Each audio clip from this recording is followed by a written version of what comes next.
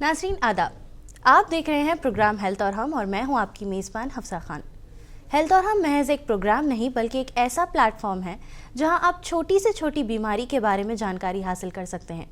इस प्रोग्राम के ज़रिए आप अपने करीबी लोगों को भी अवेयर कर सकते हैं ताकि वो भी सेहतमंद ज़िंदगी गुजार सके। आज हम बात करने वाले हैं एक ऐसे हेल्थ इशू पर जो अक्सर बच्चों में देखा जाता है लेकिन पेरेंट्स कई बार इसे इग्नोर कर देते हैं। कॉमन पीडियाट्रिक यूरोलॉजिकल प्रॉब्लम्स, यानी बच्चों के यूरिनरी सिस्टम से जुड़ी परेशानियां जैसे बार बार यूरिन इन्फेक्शन होना, बेड वेटिंग, यूरिन में जलन या दर्द, या बाय बर्थ से जुड़ी कुछ यूरोलॉजिकल प्रॉब्लम्स अगर टाइम पर पहचानी और ट्रीट ना की जाए तो आगे चलकर सीरियस कॉम्प्लिकेशंस का सबब बन सकती है। आज के एपिसोड में हम जानेंगे कि पीडियाट्रिक यूरोलॉजिकल प्रॉब्लम्स क्या होती है, इनके कॉमन सिम्टम्स क्या हैं, कब पेरेंट्स को अलर्ट होना चाहिए और कौन से मॉडर्न ट्रीटमेंट्स बच्चों के लिए सेफ और इफेक्टिव है। आज इस टॉपिक पर बात करने के लिए हमारे साथ स्टूडियो में मौजूद है rainbow children's hospital Banjara hills Hyderabad के consultant paediatric surgeon and paediatric urologist doctor Nabeel Alam Qadri. Sir, बहुत बहुत इस्तकबाल है आपका हमारे शो में। Thank you so much. पहले तो बहुत बहुत शुक्रिया मुनसिफ टीवी का ये मौका दिया है मुझे। अपने तमाम व्यूअर्स को मैं सलाम करना चाहता हूँ। जी, तो सबसे पहले मैं आपसे ये पूछना चाहूँगी कि कई बार पेरेंट्स ये कंफ्यूज हो जाते हैं कि बच्चों को जब कुछ डिजीज़ या प्रॉब्लम हो तो लेकर किसके पास जाना है। कभी जनरल फिजिशियन के पास चले जाते हैं या बेसिक पीडियाट्रिशियन के पास चले जाते हैं। अब पीडियाट्रिक यूरोलॉजिस्ट का इसमें क्या रोल है मेन, अगर हम प्रॉब्लम देखें पीडियाट्रिक यूरोलॉजिकल प्रॉब्लम्स में, तो उस पर आप थोड़ा गौर फरमाइए। तो ये बहुत अच्छा सवाल पूछा है आपने। मैं सबसे पहले तो ये बोलना चाहूँगा कि पीडियाट्रिक यूरोलॉजिस्ट होता क्या है। जी, जैसा बच्चों के लिए पीडियाट्रिशियन है वैसी बच्चों की सर्जरी के लिए पीडियाट्रिक सर्जन है।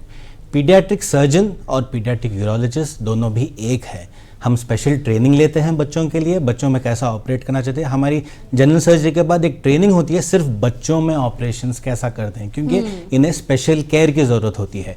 एंड हमारा more than 50% work urological problems आता है। बच्चों में अक्सर यूरोलॉजिकल प्रॉब्लम्स आते हैं, तो ऑलमोस्ट 50% वर्क हमारा उससे ज़्यादा आता है। तो पीडियाट्रिक सर्जन, पीडियाट्रिक यूरोलॉजिस्ट एक ही हैं, ये पहले पेरेंट्स को मालूम रहना चाहिए। तो अक्सर जैसा पीडियाट्रिशियन के पास जाते हैं कोई सर्दी ज़ुकाम के लिए, वैसे ही कोई अगर ऑपरेशन की या सर्जिकल चीज़ है तो पीडियाट्रिक सर्जन, पीडियाट्रिक यूरोलॉजिस्ट के पास आए। अब अगर हम बात करें यूरोलॉजिकल प्रॉब्लम्स जो बच्चों में कहीं ज़्यादा नज़र आती है, तो उसमें क्या क्या कॉजेज़ है एंड ये वजूहात क्या है बच्चों में होने के लिए, एंड ये कब इनके पास ना नज़र में आती है, एंड कब पेरेंट्स को मालूम होना चाहिए कि इस टाइम हमें डॉक्टर कंसल्टेशन ज़रूरी है। तो देखिए, ये बहुत सिंपल चीज़ है। पहले आपको मैं बिफोर बर्थ से बोलूँगा आपको। सो बिफोर बर्थ आजकल अपने पास एंटीनेटल स्कैन्स होते हैं। एंटीनेटल स्कैन में सबसे कॉमन हम जो देखते हैं, एंटीनेटल स्कैन में गुर्दे में सूजन है बोल के बोलते हैं। तो ये जब सूजन होती है तो अक्सर माँ बाप घबरा जाते हैं कि अरे हमारे बच्चे में सूजन आ गई है, क्या है ये। तो मैं यही बोलना चाहूँगा कि घबराने की बात नहीं है। यू कंटिन्यू प्रेगनेंसी जैसा नॉर्मल है वैसे कंटिन्यू करना है, और जो है पीडियाट्रिक सर्जन से जब भी रुजू हो जाए बेटर रहेगा। तो फिर हम देखते हैं तो कई वक्त ये जो किडनी में स्वेलिंग होती है ये खुद ब खुद कम हो जाती है। बाज़ वक्त सर्जरी की ज़रूरत पड़ सकती है। तो इसलिए बच्चा पैदा होने के पहले आप फॉलोअप में रहना, बच्चा पैदा होने के बाद भी फॉलोअप में रहना। यूजली जो सिंगल साइड किडनी में सूजन होती है 70 to 80% टाइम्स उसे कुछ नहीं करना पड़ता है, वो अपने आप कम हो जाती है। 10 to 20% यानी कि 100 में से 10-20 बच्चों में शायद ऑपरेशन की ज़रूरत पड़ सकती है। अब इसके जो है कई वजूहत है कि गुर्दे में सूजन क्यों आए। एक रहता है PUJ ऑब्स्ट्रक्शन, यानी कि पेल्विक यूरेट्रिक जंक्शन ऑब्स्ट्रक्शन, यानी कि जो गुर्दे से जो पेशाब जो नली आती है जो ब्लैडर में कनेक्ट होती है वहाँ पर कहीं पर ब्लॉक हो सकता है। तो वो ब्लॉक की वजह से जो है यूरिन जो है इनकम्प्लीट ब्लॉक रहता है, जिसकी वजह से सूजन आ सकती है। तो ये पेरेंट्स को मालूम होना चाहिए। अब ये क्या, इसके लिए क्या फ़ौरन ऑपरेशन करना पड़ता है? नहीं, हम पहले देखते हैं गुर्दे में सूजन कितनी है, उसकी साइज़ देखते हैं पहले। फिर उसके बाद अगर साइज़ ज़्यादा बढ़ रही है अल्ट्रासाउंड्स करके देखते हैं, बढ़ रही है तो फिर स्कैन्स करते हैं, स्पेशली DTPA या EC स्कैन कहते हैं। उसमें अगर ऑब्स्ट्रक्शन दिखता है तो जब ऑपरेशन में आता है। तो ये जो है, ये जो परसेंटेज जो ऑपरेशन में आते हैं करीबन 10 to 20% ही ऑपरेशन में लैंड होते हैं। 80% खुद ब खुद वो सूजन कम हो जाती है। अब मेन चीज़ जो पेरेंट्स को नज़रअंदाज वो लोग कर देते हैं, बेड वेटिंग। अब बच्चों में कई बार ये देख सकते हैं कि शायद 5 ईयर्स 6 ईयर्स 7 ईयर्स तक भी ये आदत उनमें रहती है। अब ये क्या एक कॉमन चीज़ है या एक वरी होने वाला चीज़ है पेरेंट्स के लिए? देखिए, ये अच्छी चीज़ बोला है। बेड वेटिंग जो है 5 साल तक अगर फर्ज करिए बच्चे को जो है कंट्रोल नहीं आया है, बेड वेटिंग, देखिए 2 चीज़ होती है, एक है कंट्रोल और एक है बेड वेटिंग। यूजली ये बच्चे दिन में ड्राई रहते हैं, रात में बेड वेटिंग करते हैं। तो 5 साल के बाद भी अगर हो रहा है तो वो टाइम पे हमें सीरियसली देखना पड़ता है। तो क्या करना है, इसके हम लोग पहले थोड़े टेस्ट करते हैं कि क्यों हो सकते हैं, और इसके जो है लाइफस्टाइल मॉडिफिकेशंस सबसे ज़रूरी है, थोड़े चीज़ करना पड़ता है हमें, और उसके बावजूद भी नहीं हो रहा है तो फिर दवा दे सकते हैं जिससे ये कम हो सकता है। उमूमन जो है ये 8-10 साल तक कम हो, दवाओं के बाद जो है काफ़ी अच्छा रिस्पांस आता है, तो ये कर सकते हैं। तो लेकिन बेड वेटिंग हुए वक्त मेरी सलाह ये है पेरेंट्स से कि वो पीडियाट्रिक सर्जन से रुजू हों पहले, क्योंकि हम बच्चे को देखते हुए, उसके रिपोर्ट्स देखते हुए, उसका पैटर्न देखते हुए हम डिसाइड करेंगे कि ट्रीटमेंट क्या है। घबराने की चीज़ नहीं है। अब नॉर्मल बच्चों में एंड बाय बर्थ वाले बच्चों में कोई डिफरेंस है यूरिनरी इन्फेक्शंस का या यूरोलॉजिकल प्रॉब्लम्स का जो आप देखते हैं, या दोनों सेम ही है? तो ये भी बहुत अच्छा सवाल पूछा है आपने। देखिए, बाज़ बच्चों में क्या होता है कि जो है यूरिन जब गुर्दे से नीचे पेशाब की थैली में आती है, जिसे ब्लैडर कहते हैं, वहाँ से नीचे चले जाता है।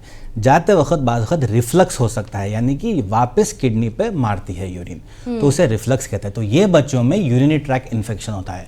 तो मैं हर माँ बाप को बोलना चाहूँगा कि अगर कोई बच्चे को स्पेशली 1 साल के पहले यूरिनरी ट्रैक्ट इन्फेक्शन अगर होता है तो जल्द से जल्द paediatric urologist, paediatric surgeon, paediatric urologist से रुजू हों। हम टेस्ट्स करेंगे देखने के लिए कि ये रिफ्लक्स है या नहीं, क्योंकि रिफ्लक्स एक ऐसी बीमारी है जो किडनीज को डैमेज कर सकती है, तो ये बहुत ज़रूरी है ये। तो स्पेशली बिफोर 1 ईयर, तो अगर यूरिनरी ट्रैक्ट इन्फेक्शन होता है बच्चे में, तो अब कैसा पता चलता है? पेशाब में जलन होती है, रोता है, और पेशाब में बो आती है, तो वो टाइम पे सिंपल एक यूरिन एग्जामिनेशन और कल्चर, ये 2 करने से पता चल जाता है कि इन्फेक्शन है या नहीं। अब उसे कहते हैं वेसिको यूरेट्रिक रिफ्लक्स, यानी कि रिफ्लक्स हो रहा है यूरिन। अब इसमें भी क्या होता है, यूजली उसे ग्रेड्स रहते हैं, यूजली 1 to 2, 3 ग्रेड जो होते हैं वो जो है दवाइयों से और विथ एज खुद ब खुद कम हो जाते हैं अगर किडनी पर डैमेज नहीं हो रहा है। 4-5 जो हायर ग्रेड्स रहते हैं उसको शायद सर्जरी की ज़रूरत पड़ सकती है, लेकिन वो सर्जरी भी हम उमूमन हम कोशिश करते हैं कि इन्फेक्शंस ना हो, किडनी सेफ हो, और एक 4-5 साल तक हम जो है वेट करते हैं। उसके बावजूद भी नहीं हो रहा है तो जब हम ऑपरेशन करते हैं तो यूजली ग्रेड 4-5 जो होते हैं 50 to 60% ऑपरेशन करना पड़ता है, लेकिन जो ग्रेड 1-2 होते हैं 80% ज़रूरत नहीं पड़ती है दवाइयों से, और विद एज जो है खुद ब खुद रिफ्लक्स कम हो जाता है। अब इन तमाम चीज़ों का मेन रीज़न क्या है जो बच्चों में इतना सब चीज़ नज़र आता है? बिकॉज ये नॉर्मल सी बात तो नहीं है कि बच्चों में इतना ज़्यादा जो है चीज़ों को पेरेंट्स इग्नोर कर देते हैं, बट रीज़न कौन सा ऐसा पेरेंट्स को नोटिस करना चाहिए कि इस वजह से ये हो रहा है? नहीं, ये कंजेनाइटल चीज़ है, ये बाय बर्थ रहते हैं ये, तो इस कोई परहेज या पाबंदी से रुक नहीं सकते हैं, ये बाय बर्थ ही है। उसलिए पीडियाट्रिक सर्जन से पहले मिलना चाहिए, क्योंकि हम देखते हैं बाज़ वक़्त जो मैं वेसिको यूरेट्रिक रिफ्लक्स बोला हूँ वो भी जो है क्या बोलते बाय बर्थ के पहले एंटीनेटल स्कैन में किडनी में सूजन की तरह मालूम हो सकता है। तो जब किडनी में सूजन आती है तो बर्थ के बाद आप पीडियाट्रिक यूरोलॉजिस्ट से मिले, हम इन्वेस्टिगेट करके देखेंगे कि वजह क्या है, और उसके हिसाब से हम ट्रीटमेंट करते हैं। हम अब ट्रीटमेंट ऑप्शंस की बात करें तो कौन से एडवांस ट्रीटमेंट लेवल्स जो है मौजूद है हॉस्पिटल में, सो दैट बच्चों को बाय मेडिकेशन भी ट्रीट करते हैं, एंड कौन से ऐसे स्टेज पे बच्चे को सर्जरी आप लोग सजेस्ट करते हैं वो भी बताइए। तो अब देखिए, अब मैं 2 बीमारियों की स्पेसिफिकली बात कर रहा हूँ, वो है ऑब्स्ट्रक्शन जो रुकावट है, और रिफ्लक्स।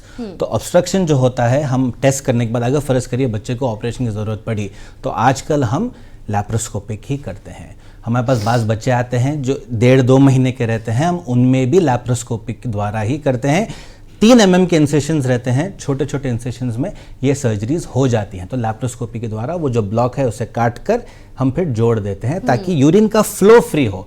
व्हाट इज इंपॉर्टेंट यहाँ पे है कि यूरिन ड्रेनेज सही रहना चाहिए, ऑब्स्ट्रक्शन नहीं रहना चाहिए। तो हम ये लैप्रोस्कोपी के ज़रिए करते हैं। हम आजकल तो रोबोटिक भी आ गया है, लेकिन रोबोटिक जो है उमूमन बड़े बच्चों में करते हैं।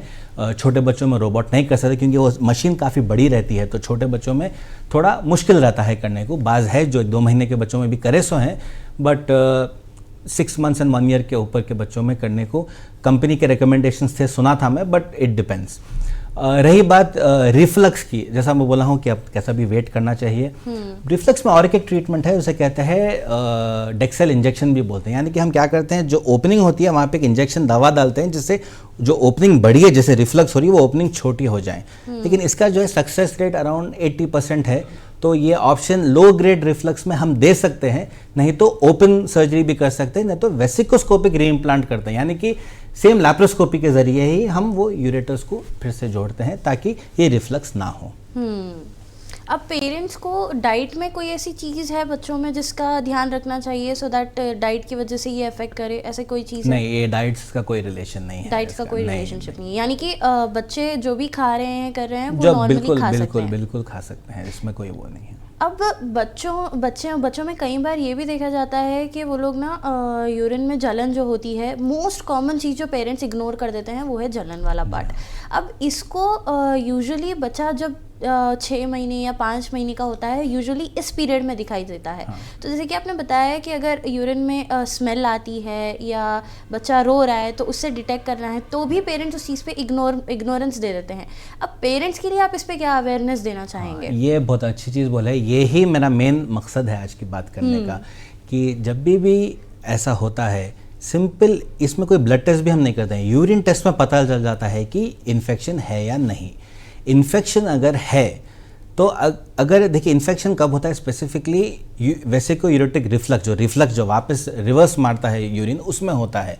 तो ये चीज़ में जो है स्पेसिफिकली बोलना चाहूँगा, फ़ौरन पीडियाट्रिक यूरोलॉजिस्ट से आप रुजू हों। क्यों बोले तो जब इन्फेक्टेड यूरिन किडनी पर वापस हिट करता है तो किडनी में डैमेज होते हैं, और ये डैमेज बाज़ वक़्त परमानेंट भी हो सकता है। तो अपनी किडनी सेव करना है, और इसके लिए जो है दवाई से कई वक्त हो जाता है, तो इसलिए वो टाइम पे मिलना है, और सिंपल यूरिन टेस्ट हम करते हैं इसके लिए। अभी ये यूरोलॉजिकल प्रॉब्लम्स प्रिवेंटेबल है या ये लाइफ लॉन्ग रहेंगे बच्चे के साथ? ये मेन क्वेश्चन है हर पेरेंट का। सो जैसा बोला हूँ, जैसे मैं ऑब्स्ट्रक्शन का बोला हूँ, एक बार ऑपरेशन कर लेते हैं, उसके बाद दे लीड नॉर्मल लाइव्स। हर बच्चे के साथ ग्रोथ वो सब वैसी रहती है, वापस रिकरेंस नहीं होता है।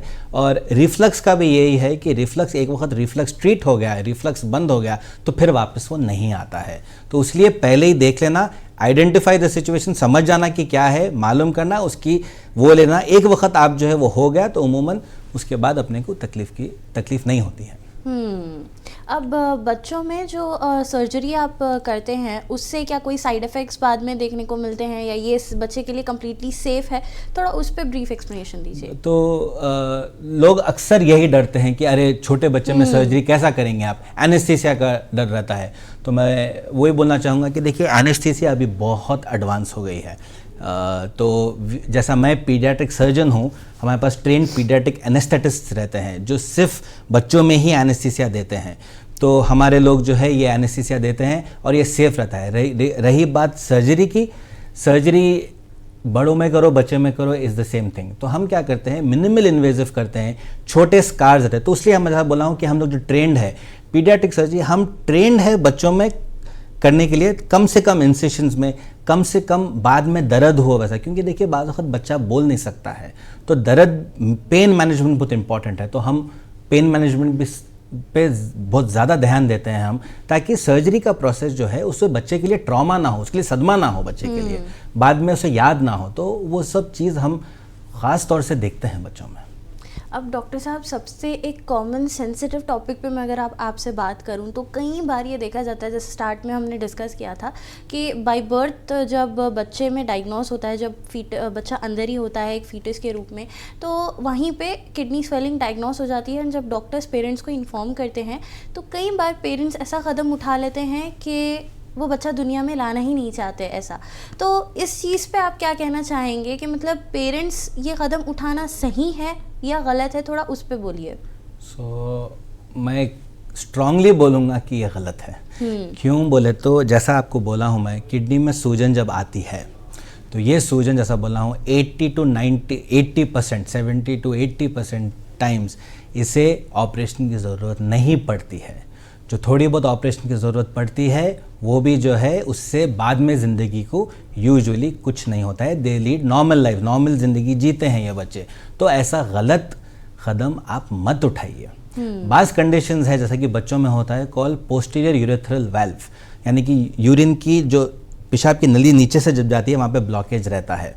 तो ये ब्लॉकेज जो है हम ऑपरेशन से निकालते हैं, काट तो देते हैं, लेकिन फिर भी थोड़े किडनी में और ब्लैडर में डैमेजेस रहते हैं। लेकिन ये भी कई वक्त जो है हम विद दवाएं, विद रेगुलर फॉलोअप ये बच्चे नॉर्मल रहते हैं। एक ऑस्ट्रेलियन क्रिकेटर है जिसका नाम है कैमरन ग्रीन, उसे ये पीयूवी का प्रॉब्लम था, उन्हें किडनी डिजीज़ है उसे, लेकिन उन्हें क्रिकेटर भी बन चुका है उन्हें। तो बोलना ये चाहता हूँ कि उन्हें क्योंकि रेगुलर फॉलोअप में था, पूरों में से एक छोटा सेक्ट रहता है कि सही है जिसके गुर्दों में प्रॉब्लम जैसे थे, बट वो बहुत छोटा है, वो सिंपल एक गुर्दे की सूजन के लिए इतना बड़ा कदम उठाना सही नहीं है वो। और इस्लामिकली भी अपने उसमें तो बहुत गलत है वो करना। तो अल्लाह शिफा अल्लाह के हाथ में देना, कंटिन्यू करना, और आप डॉक्टर से रुजू हों, पीडियाट्रिक सर्जन से रुजू हों। हम आपकी हेल्प करेंगे और हम आपको बोलेंगे कि क्या है क्या नहीं है, सब हम आपको खुला बोलने वाले हैं सब। तो कोई भी चीज़ की फिक्र ना करें, हम लोग हैं आपके लिए। नाज़रीन, एक रिक्वेस्ट मेरी भी आप सभी से ये है कि जब ऐसी कोई चीज़ आपके बच्चे के बारे में डायग्नोस होती हो तो सिर्फ सुनकर मत आ जाइए, उस चीज़ पर डॉक्टर से ही डिस्कस करिए। अगर आपको एक डॉक्टर समझ नहीं आ रहा तो स्पेशलिस्ट डॉक्टर से डिस्कस करिए, बट 1 से 4 लोगों से डिस्कस करने के बाद आप जो है कुछ डिसाइड करिए। बट ये चीज़ अगर कोई फॉलो कर रहा है, अगर किसी के दिमाग में भी आ रही है कि इस वजह से ना हमें बच्चा अबॉर्ट कर देना चाहिए, तो आई थिंक ये डॉक्टर साहब के स्टेटमेंट से मैं भी एग्री करती हूँ कि ये सबसे गलत कदम है। 1 से 4 लोगों से जब आप बात करेंगे, जब आप मशवरा लेंगे, तो आपको भी पता चलेगा कि ये प्रॉब्लम लाइफ लॉन्ग कैरी नहीं होगी, बट किसी ट्रीटमेंट की वजह से, कोई स्टेप्स की वजह से ये प्रिवेंटेबल भी है एंड आप इस पर कंट्रोल भी कर सकते हैं।